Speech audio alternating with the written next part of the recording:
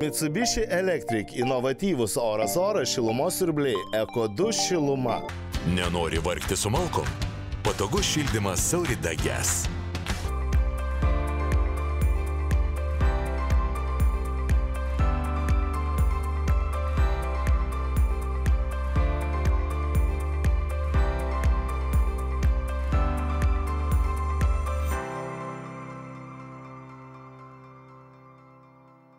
Labas rytas. Kaip ir kiekvieną šeštadienį, tokiu metu su jumis sveikinasi laida Statybų gidas.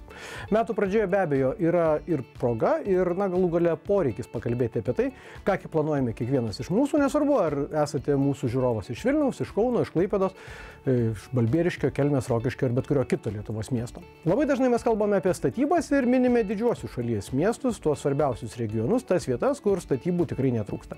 Bet ar iš tiesų Lietuvoje statybų sektorius gerai gyvena ir užsakymų turi tik tai sostinėje ir kažkur šalia Vilniaus? Pasirodo, situacija yra visai kitokia ir dabar paklausykime, ką sako šios sferos ekspertai. Statybų gido kūrybinė grupė mėgsta ir tikrai daug važinėja po Lietuvą. Statybų tikrai netrūksta didžiuosiuose miestuose, tačiau tie, kas kalba, jog mažesni mūsų šalies regionai yra apmirę, tikrai nėra teisūs. Mažesni miestai auga, plečiasi, tvarkosi, o mes norėtume išgirsti kompetentingą nuomonę apie viešųjų objektų ir privačiais pinigais statomų naujų pastatų tendencijas būtent regionuose. Viešos investicijos tikrai daromos aktyviai, investuojama ir miestų merai, matosi aktyviai lankosi ir Vilniuje ir išsimuša tos biudžetus, kuriuos kofinansuoja bendrai valstybė arba pats miestas jau gali surenka. Tai sveikatingumo kompleksai objektai, tai yra arenos, tai yra baseinai, tai yra kažkokie stadionai, rimtesni negu tik mokyklų stadionų sutvarkymas, kur gali vykti bent jau regioninio lygmens, gal net Lietuvos lygmens, sakykime, sporto renginiai. Tas yra labai svarbu, nes tai sulaiko žmonės, tai leidžia didžiuotis tuo miestu, kuriame tu gyveni, tai leidžia neišvykti ir ypač sulaikyti jaunimą ir palaikyti gyvybingą miestą tokiu būdu yra labai svarbu. Tai yra sveikintina, tai turi būti tęsiama ir tam tikrai viešų investicijų reikia daug. Tačiau vien baseinais, arenomis, atnaujintais mokykliniais sporto aikštynais ar koncertų erdvėmis gyvas nebūsim. Ar tikrai mažesniuose miestuose privačių investicijų į įvairių objektų statybą stinga? Kalbant apie privačias investicijas, turbūt optimizmo tiek daug nėra, bet galimybių vis tiek yra. Kalbant apie optimizmą, šitą vietą mes turbūt kalbam pirmiausia apie gamybinių objektų plėtrą, ne? Kalbam apie tą pačią Naujakmenę, kalbam apie Tauragę, kalbam apie Uteną, Alytų, apie Molėtus, tos pačius, kuriuose vietiniai ir užsienio investuotojai plečiasi Šiauliai, Panevėžys, pramonės teritorijos, aš ten Kauno Lezas, aplinka ta visa, tai tas yra viskas daugiau mažiau gerai ir džiugina. Aišku, tai nėra taip lengva pritraukti dabar užsienio investuotojų, nes mes vis tiek esame matoma kaip tam tikra netoli, sakykime, to karo fronto esama valstybė, tai čia reikia daug indėlio ir investuok Lietuvai kaip agentūrai daryti, ir ministerijai, ir ministram, ir tiem patiem meram, ir asmeniškai važiuoti ir kviesti investuotojus, atvažiuok pas mane, aš tau duosiu sklypą, suteiksiu išskirtinės sąlygas ir panašiai, už rankos jau reikia tempti investuotojų.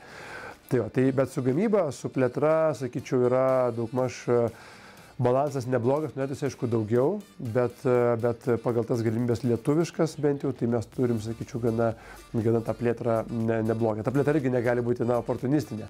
Tu plėtiesi čia, nes tavo užsakovai, sakykime, ten vokiečiai, skandinavai ar net amerikiečiai, net australai, jie nori tavo produkcijos. Jeigu jos nori, tu plėtiesi ir gamini čia, arba ten iškeli satelitinės gamybos, dabar matom, dalis kompanijų į Ameriką keliasi, ten savo atidaro gamyklas ar kitur, tai tas džiugina.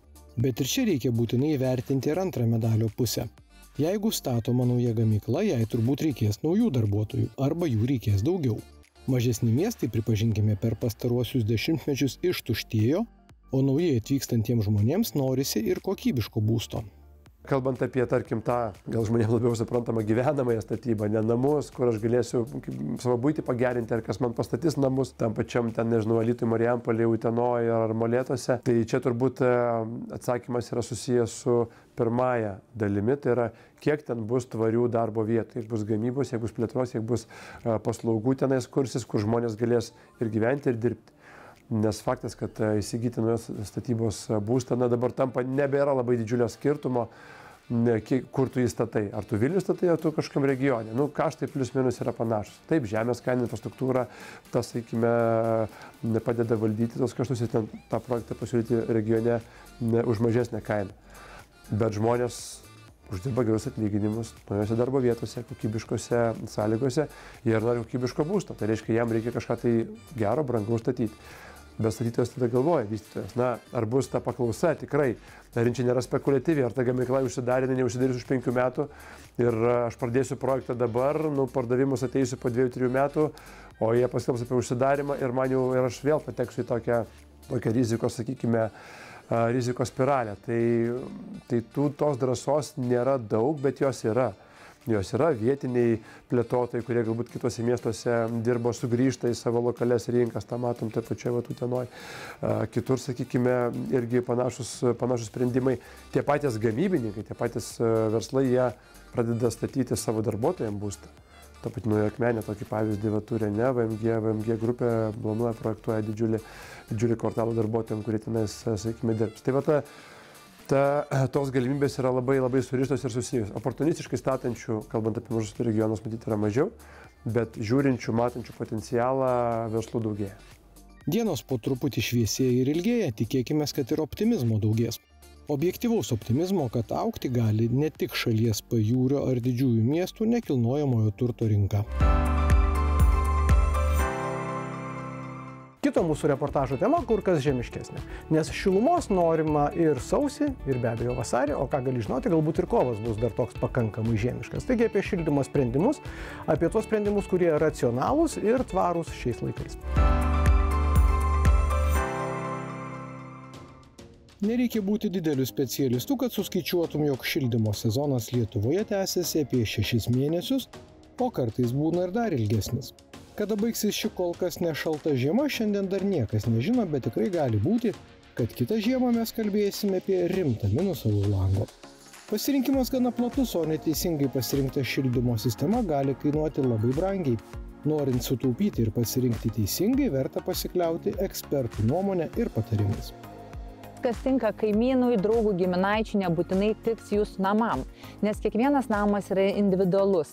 Renkant šildymo sprendimą labai svarbu atsižvelgti į savo namo pačią techninę būklę, charakteristiką, šiluminę varžą, koks yra šildomas plotas, kiek ketina arba gyvena žmonių, kiek reikės paruošti karšto vandens. Dėl to šitas atsakingas žingsnis reikalauja jūsų ir laiko investicijų, ir pinigėlių investicijų, nes kartais sumokėjus šiek tiek didesnę pradinę investiciją už šildymo sistemą, ilgainiui kas mėnesį jinai tikrai bus atsidėkos mažesnėmis šildymo išlaidomis. Tačiau ne pirmos jaunystės kietojo kuro katilas vargu ar bus toks mandagus, kad padėkotų. Na, nebent labai mėgstate būti kūriku ir nebus pastovios komfortiškos temperatūros. Vienas iš tokių plačiai paplitusių šildymo būdų yra šildymas kieto kuro katilais, kada yra šildoma briketais, malkomis, akmens anglimis, durpių briketais ir visais kitais panašiamis kuro rūšimis. Anksčiau tai buvo vienas iš pigiausių šildymo būdų. Tačiau dabar, kaip keičiantis kuro kainomis, jos yra labai nepastovios, jau šito dalyko negalima teikti, kad yra pats pigiausias variantas, o turi labai daug trūkumų. Nuolatinė katilo priežiūra, jį reikia nuolat valyti, tarsi dirbti namie pečkuriu, nes nuolatinės ir katilo įkrovos reikalingos, galų gale ir tai nėra ekologiškas sprendimas. O pasiruošti kurą jį reikia kažkur sandėliuoti, tai reiškia, jūs turite numatyti namuose ir papildomas patalpas ar lauke ar kažkur kitur, kad paruošti tą kurą, kur jį laikyti ir po to, kad šildymo sezono metu jūs galėtumėte jį naudoti. Mažiau galvos skausmo sprendžiant dėl pasirinkimo turi tie žmonės, greta kurių namų eina dujotiekiai. Dujinis šildymas patogus sprendimas. Tačiau ką daryti, jei dujotiekio šalia sklypo nėra? Tačiau vis populiaresnis sprendimas tampa atokesniuose miesteliuose ir miestuose. Tas pats dujinis šildymas, tik tai dujos pristatomos dujų balionais ir pristatomos suskystintos naftos dujos, kurios yra gerokai ir kaitresnės už gamtinės dujas. Tai šitą sprendimą iš tikrųjų renkasi namai, kurie yra atokiau nuo miesto. Svarbu, kad tik tai būtų prie to namo privažiavimas. Tai gali būti ir vienkiemis ar kažkokia sodyba, ar ne. Privažiavimas reikalingas tam, kad galėtų aptarnauti jūs įmonė, atvykti ir pakeisti tuščius dujų balionus pilnais, kad jums būtų garantuotas nenutrūkstamas šildymas ir pastovus dujų tiekimas. Šis sprendimas puikiai tinka namams, kuriuose yra ir radiatoriai, ir grindų šildymo sistema. Šita dujų šildymo sistema, dujų balionais, jinai pasižymi vėlgi patogiu naudojimu, lengvų valdymų, priežiūros principe nėra jokios. Tai vėlgi temperatūra nusistatoma automatiškai, kokią jūs norite namuose, jūs tokią ir turėsite.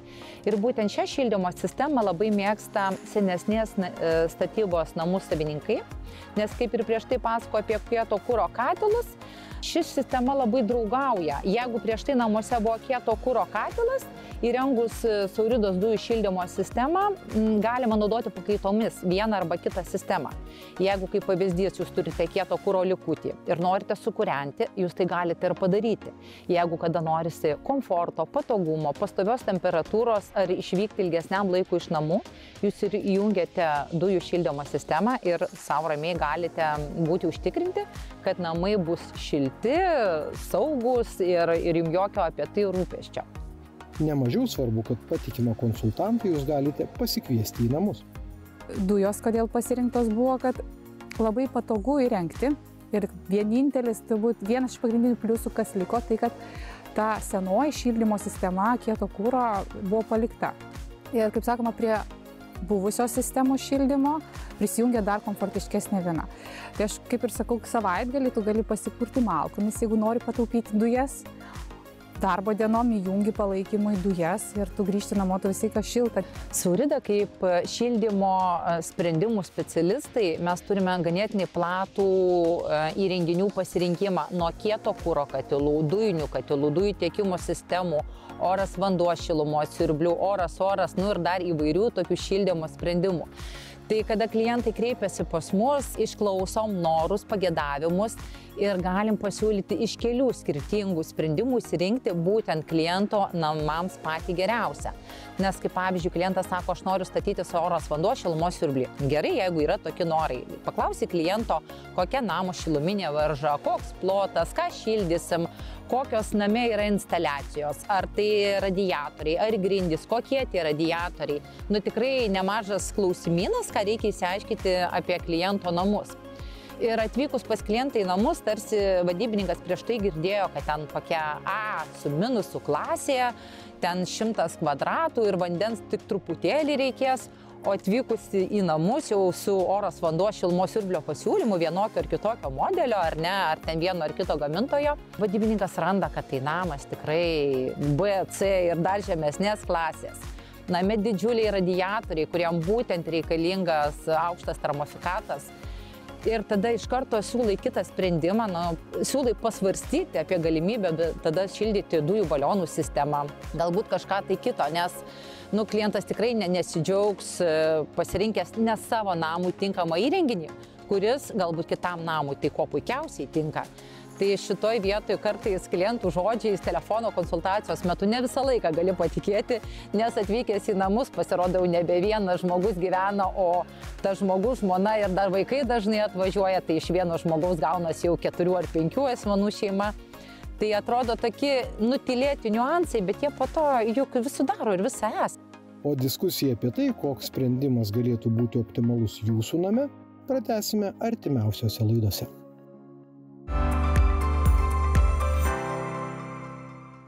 Dabar trumpa reklamos pertraukėlė. Neperjungite kanalo, mes su jumis netrukus vėl susitiksime.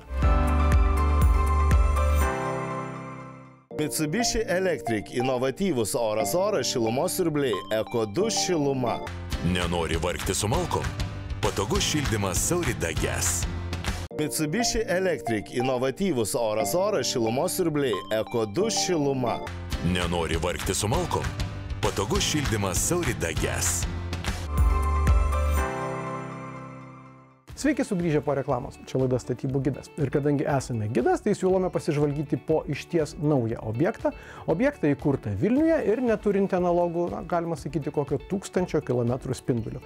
Pakvėpuokime vasarišką nuotaiką, pasijuskime lyg patekę į kokius nors Karibus arba kitą vietą, kur galima mėgautis banglenčių sportu.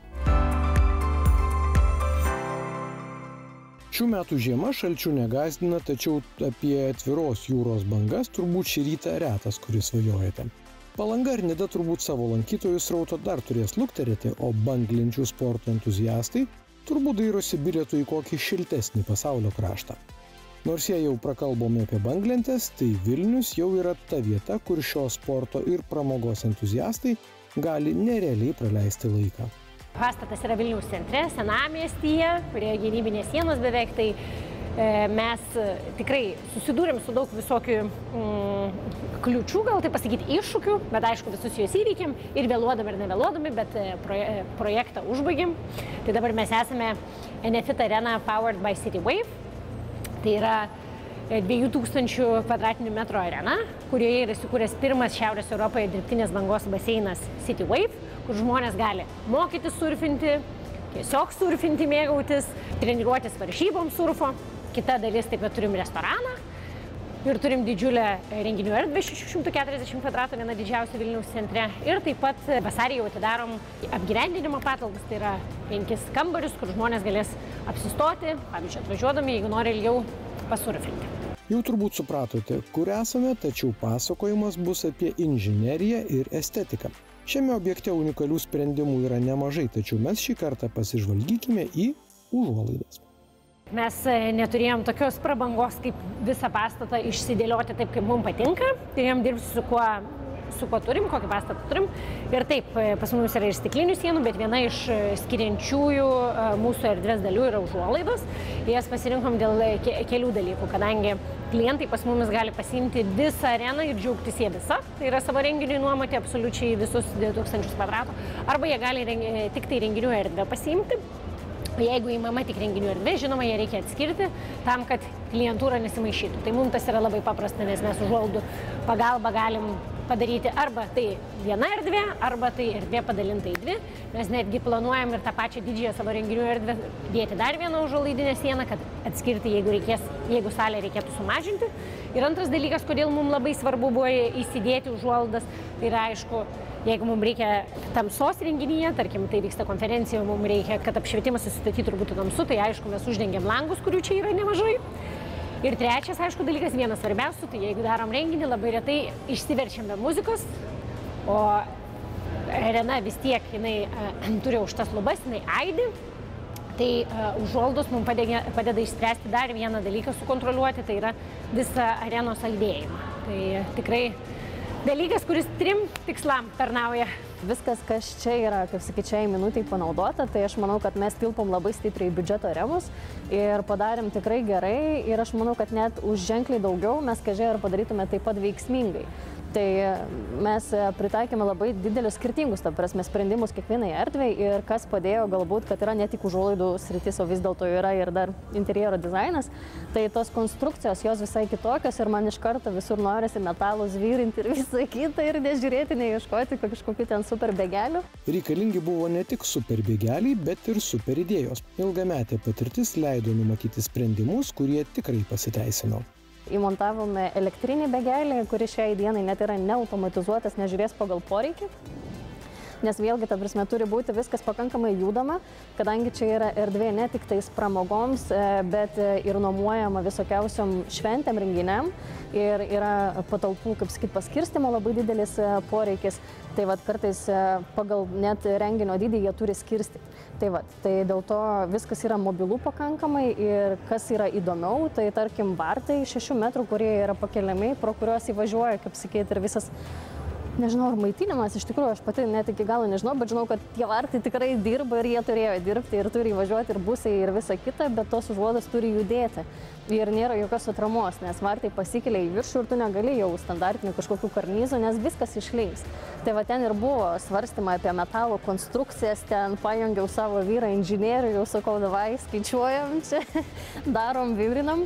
Ir tada meistras pasiūlė labai tokį įdomų sprendimą, tiesiog trosą tempti, labai didelį storą trosą, kadangi čia irgi vyrai patys labai daug ką daros ir tie trosai jiem, kaip sakyti, irgi buvo labai normalus dalykas ir gavosi, kad čia net elementas dekoro tam tikras.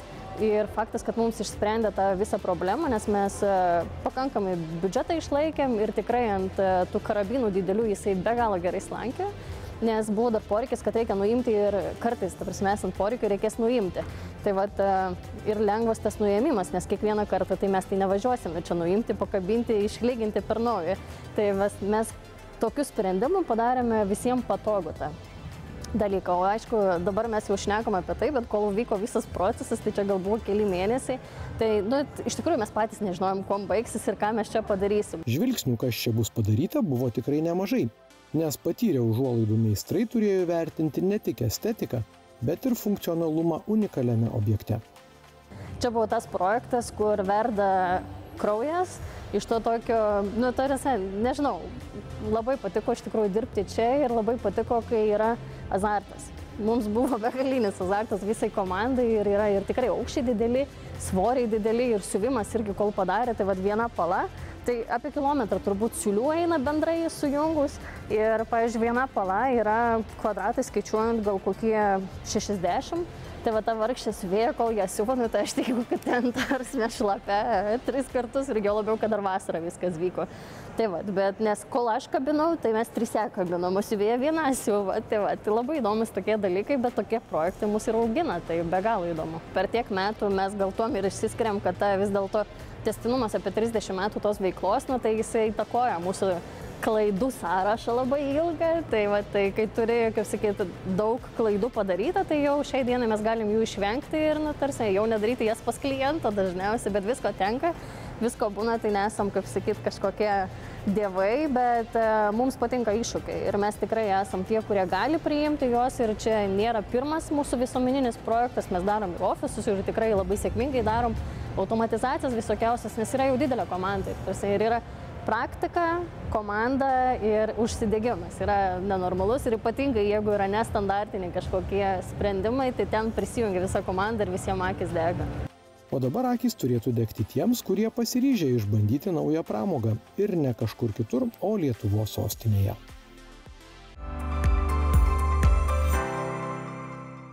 Ačiū uždėmesi. Dėkojame, kad žiūrėjote šią statybų gido laidą. Jeigu kažką norite pamatyti dar sykį, tai be abejo visos laidos yra tv3play.lt platformoje arba mūsų laidos YouTube paskyroje. Mes su jumis susitinkame lygiai po 7 dienų, kitą šeštadienį, tokiu pat metu. Likite sveiki.